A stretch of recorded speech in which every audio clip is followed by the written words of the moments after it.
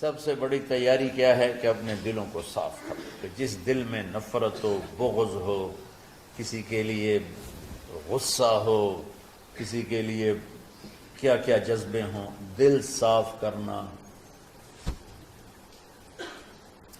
ہمارے گھروں میں روزانہ جھاڑو ہوتا ہے، یہاں مدرسے میں روزانہ صفائی ہوتی کہ نہیں ہوتی؟ کیونکہ دنیا کی اصل گندگی ہے تو جھاڑو ہاتھ سے نہیں چھوٹ سکتا۔ حرم شریف میں دیکھا کیسے چاروں طرف خدام پھر رہے ہوتے ہیں برش لے کر۔ کہ تمہارے مولوی شاہد صاحب بھی ایک دفعہ وہاں خدام حجاج میں گئے تھے، میں نے ان کے ہاتھ میں برش دیکھا، وہی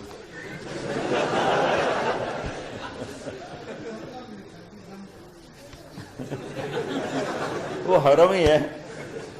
کون سا سن تھا؟ 97۔ تو دل پہ غبار ایسے آتا ہے جیسے صحن میں غبار آتا ہے، دل پہ گندگی ایسے آتی ہے جیسے صحن میں آتی ہے۔ تو ہم نے نظام بنایا ہوا ہے، لوگ وہ کر رہے ہیں، وہ روزانہ جھاڑو دیتے ہیں۔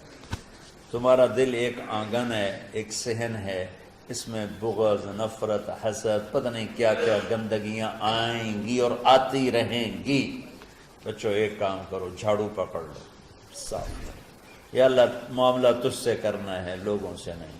کسی نے برا کہا، کسی نے غیبت کی، کسی نے گالی دی، کسی نے دھکا دیا، کسی نے حق مارا، کسی نے کچھ کیا، یا اللہ تیرے سپرد میں نے اپنے دل کو سب سے صاف کیا، میں نے اپنے دل کو سب سے صاف کیا۔ یہ اتنی بڑی عبادت ہے کہ بڑے بڑے نفلوں والے، تہجد والے، حج عمرے روزے والے تمہیں نہیں پکڑ سکیں، کیونکہ اس کا کرنے والا دنیا میں کوئی نہیں۔ نفل پڑھنے والے تو بے شمار ہیں، عمرے کرنے والے بے شمار ہیں، علماء بے شمار ہیں، حاجی بے شمار ہیں، سخاوت کرنے والے بے شمار ہیں، لیکن اس ٹکڑے کو صاف کرنے والا لاکھوں میں ایک بھی نہیں۔ مشکل کام، آپ یہ سیکھ لیں، صاف کرو، صاف کرو، صاف کرو۔ یہ رمضان کی سب سے بڑی تیاری اور علم کو حاصل کرنے کی سب سے بڑی چابی ہے کہ اپنے دل کو کھلا کر لو۔ کوئی چیز خالی ہوگی تو کچھ آئے گا۔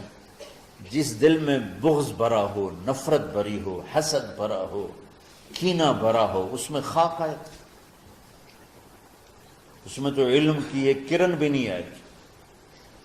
اس زبان سے چاہے جتنے مرضی موتی بکھیرے، دل اس کا اندھا ہوگا۔ لا تعمل الابصار ولكن تعمل القلوب التي في الصدور۔ یہ آنکھوں سے اندھے نہیں، دل سے اندھے ہیں۔ تو بچوں اپنے دل کو صاف کرنا سیکھو۔ وہ کتنی مشہور حدیث ہے، آپ نے کہا اس دروازے سے ایک جنتی آ رہا، ایک انصاری صحابی داخل ہوئے، جوتا ہاتھ میں، داڑھی میں وضو کا پانی۔ اگلے دن اس دروازے سے ایک جنتی آ رہا ہے، تو ایک صحابی آئے، ہاتھ میں جوتا، داڑھی میں وضو کا پانی، وہی صحابی۔ اگلے دن اس دروازے سے ایک جنتی آ رہا ہے، تو وہی صحابی 3 دن جنت کی بشارت لیے۔ اس صحابہ کی جماعت میں ایک شخص ہیں جن کا نام ہے عبداللہ بن عمرو بن عاص۔ ان سے بڑا عبادت گزار صحابہ میں کوئی نہیں تھا، نہ سابقین میں، نہ متاخرین میں، نہ پہلوں میں، نہ بعد والوں میں۔ ان کی عبادت کیا تھی؟ ساری رات جاگنا، سارے دن کا روزہ، اور ایک ختم قرآن صبح سے شام۔ اتنی اللہ نے طاقت دی تھی۔ پھر وہی غلوب والی بات آ گئی، ایکسٹریم ہونے والی بات آ گئی۔ ان کی شادی والی رات حجلہ عروسی میں داخل ہو رہے ہیں، دلہن کے کمرے میں داخل ہو رہے ہیں، اور مصلی بچھا کے اللہ اکبر، اور دیر نفل تے نفل، دیر نفل تے نفل۔ تو ان کی بیگم نے دیکھا تو وہ بھی خیر کا زمانہ تھا، انہوں نے بھی وضو کیا اور پیچھے مصلی بچھا کے وہ بھی فجر تک نفل پڑھتے رہے۔ صبح ہوئی تو حضرت عمرو بن عاص رضی اللہ عنہ نے پوچھا، بیٹی رات کیسی گزری؟ کہا جی ماشاءاللہ آپ کے بیٹے تو بڑے عبادت گزار ہیں، ساری رات نفلوں میں ہی گزری۔ تو وہ ان کو شکایت کر دی۔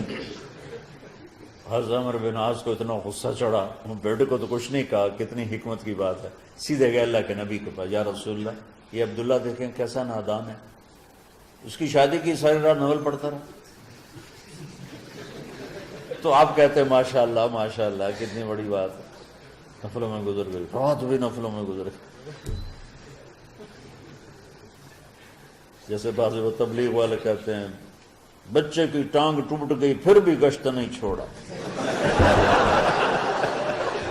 کیسے احمقانہ باتیں کرتے ہیں۔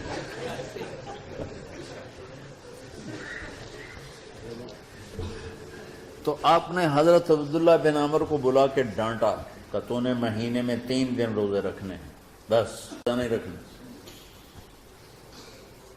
اور ہفتے میں 1 قرآن ختم کرنا ہے۔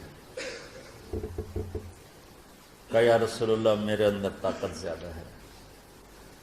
پھر اچھا 15 دن روزے رکھنے، یعنی میرے اندر طاقت زیادہ ہے۔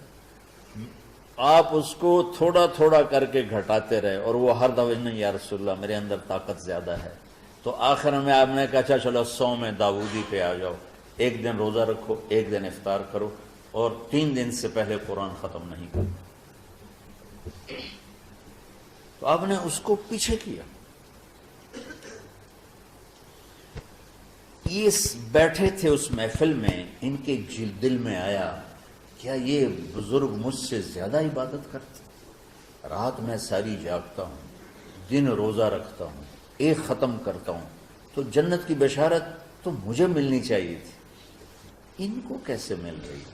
یہ کسی کتاب میں نہیں لکھا کہ یہ ان کا جذبہ تھا، لیکن جو کہ میں ان کی سیرت کو جانتا ہوں تو مجھے خیال آتا ہے کہ ان کی نفسیات میں یہ بات آئی ہوگی، چونکہ صرف انہی کو خیال آیا کہ میں جا کے دیکھتا ہوں کہ یہ بزرگ کیا کرتے ہیں۔ تو ان کے پاس پہنچ گئے، چاچا ذرا، وہ ادھیڑ عمر تھے، چاچا وہ میرے ابا تھوڑے ناراض ہیں تو کچھ دن آپ کے پاس گزار لوں۔ کا بیٹا بسم اللہ آ جاؤ۔ اب رات ہوتے ہی عشاء کی نماز پڑھ کے انہوں نے جلدی سے چادر اوپر لی اور یوں سراغ کر کے ان چاچے کو دیکھنے لگے ایسے کہ اب یہ کیا ساری رات سجدہ کرے گا، اور ساری رات روتے روتے روتے روتے مصلی گیلا ہو جائے گا، یا ساری رات رکوع کرے گا، ساری رات قیام کرے گا، ساری رات قرآن پڑھے گا، اس تصور سے یوں دیکھ رہے۔ اور وہ بزرگ صحابی تشریف لائے، سرانے پہ سر رکھا، اللہم بسمک اموت و احیا، ہو گئے۔ اب یہ دیکھ رہے ہیں ابھی اٹھیں گے، ابھی اٹھیں گے، ابھی اٹھیں گے، فجر کی اذان پہ اٹھے۔ اب یہ تو حیران پریشان ہو گئے کہ یہ کیا؟ اس زمانے میں تو منافق تہجد نہیں چھوڑتے تھے ڈر کے مارے کہ پتہ نہ چل جائے ہمارے کفر کا۔ تو یہ چاچا جنت بھی لے گیا تو ستا بھی پیا کہ چلو کل دیکھوں گا۔ اگلی رات پھر چادر سر پہ کر کے اور یوں سوراخ کر کے لیٹے ہوئے اور دیکھ رہے۔ چاچا پھر تشریف لے اور سرانے پہ سر رکھا، اللہم بسمک اموت و احیا، ہو گئے۔ فجر کی اذان پہ اٹھے، یہ اور پریشان ہو گئے کہ میرا نبی کا فرمان تو سچا ہے، اس میں تو شک بھی کفر ہے، لیکن عمل کیا ہے جس پر اس کو جنت کی بشارت ملی؟ 2 رکعت نفل بھی نہیں۔ اور آج کے دور میں تم میں سے ماشاءاللہ اکثر بچے تہجد پڑھتے ہیں کہ 1 رات اور دیکھوں گا، تیسری اللہم بسمک اموت و احیا، ساری رات۔ تو تیسری رات پھٹ پڑے عبداللہ بن عمر، کہنے گے چاچا میری ابا سے کوئی لڑائی نہیں تھی، 3 دن میں تیرے بارے میں سنتا رہا، جنتی جنتی جنتی۔ میں دیکھنے آیا تھا کہ آپ کیا کرتے ہیں، آپ تو کچھ بھی نہیں کرتے ہو، ساری رات سوتے رہتے، اب کیا کرتے ہو؟ میں کہا بیٹا یہی ہے جو تم نے دیکھا ہے۔ اب ان کو سمجھ میں نہیں آ رہا کہ یہ جوڑ کیسے بٹھاؤں، ادھر جنت کی بشارت، ادھر ساری رات خراٹے، اب یہ اس میں جوڑ کیسے بٹھاؤں، کیونکہ نبی کی بات تو غلط ہو نہیں سکتی۔ تو تو اب وہ نا ایسے نا بڑے بے دل سے ہو کر واپس مڑے، پتہ نہیں کی چکر ہوئے گی کوئی گل۔ جب وہ دروازے تک پہنچے تو کہنے لگے بیٹا ادھر آنا، واپس آ گئے۔ کہا میں تمہیں اصل راز کی بات بتاتا ہوں۔ کہا کیا ہے کیا ہے؟ تو یہاں ہاتھ رکھا، کہا یہ جو دل ہے نا اس میں کسی انسان کی نفرت نہیں۔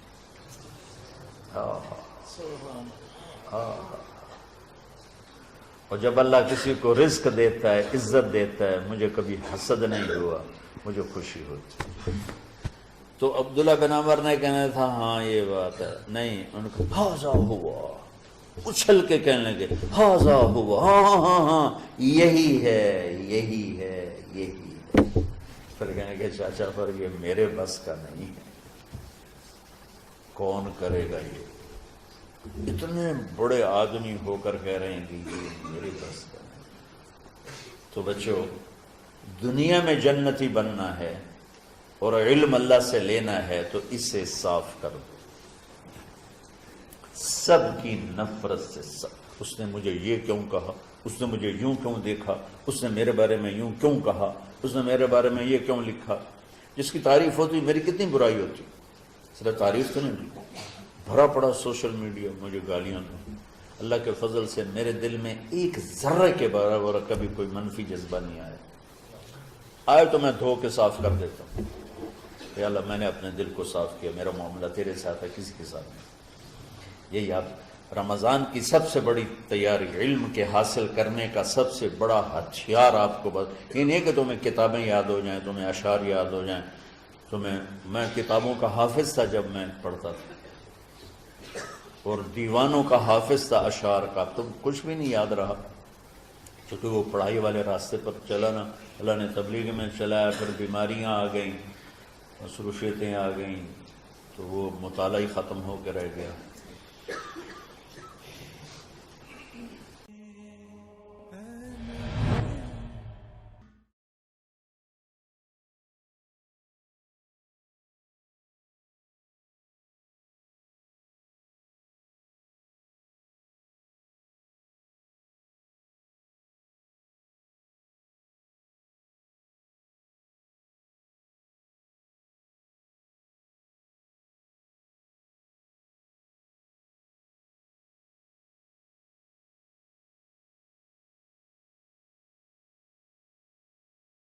سب سے بڑی تیاری کیا ہے کہ اپنے دلوں کو صاف کر لو، کہ جس دل میں نفرت ہو، بغض ہو، کسی کے لیے غصہ ہو، کسی کے لیے کیا کیا جذبے ہوں، دل صاف